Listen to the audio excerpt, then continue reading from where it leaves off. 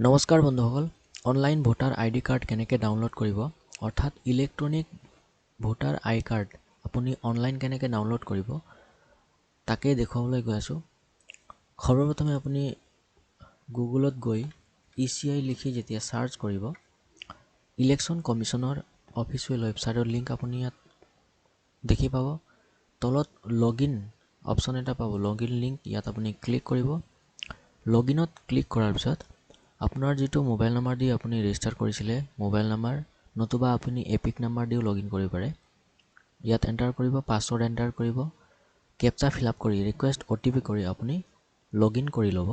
Login complete হোৱাৰ পিছত এনে ধৰণৰ ইণ্টাৰফেচ আপুনি দেখিবলৈ পাব। ইয়াত ওপৰত নিজৰ নামটো আপুনি দেখিবলৈ পাব। ইয়াত সাৰ্ভিসেছৰ তলত অপশ্যন কেইটামান পাব। আপুনি এপিক ডাউনলোড অপশ্যনটো আপুনি ক্লিক কৰিব। ক্লিক কৰাৰ পিছত আপোনাৰ এপিক নাম্বাৰ ইয়াত এণ্টাৰ কৰিব। যদি আপোনাৰ লগত ৰেফাৰেন্স নাম্বাৰ আছে, ৰেফাৰেন্স নাম্বাৰত টিক কৰি ৰেফাৰেন্স নাম্বাৰটো ইয়াত এণ্টাৰ কৰিব, যিকোনো দুটাৰ ভিতৰত এটা সিলেক্ট কৰি।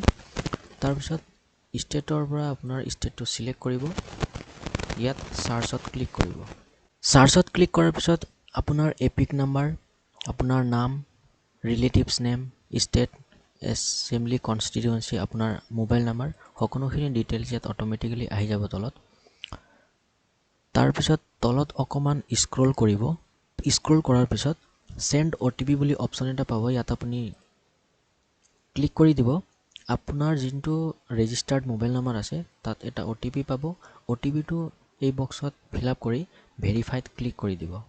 OTP ভেৰিফিকেশ্যন কমপ্লিট হোৱাৰ পিছত অপশ্যন এটা পাব ডাউনলোড এপিক বুলি, ইয়াত আপুনি ক্লিক কৰি দিব।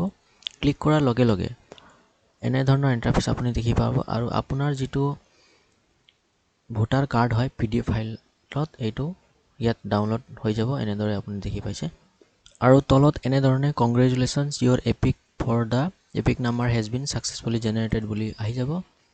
Please save your copy of EPIC for future use, don't share this with others to avoid miss use.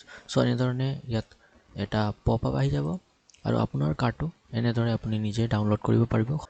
সম্পূৰ্ণ প্ৰচেছটো আপুনি নিজৰ মোবাইলতো কৰিব পাৰে। এনেধৰণে নিজে আপুনি নিজৰ এপিক কাৰ্ডখন, ইলেক্ট্ৰনিক এপিক কাৰ্ডখন ডাউনলোড কৰিব পাৰিব।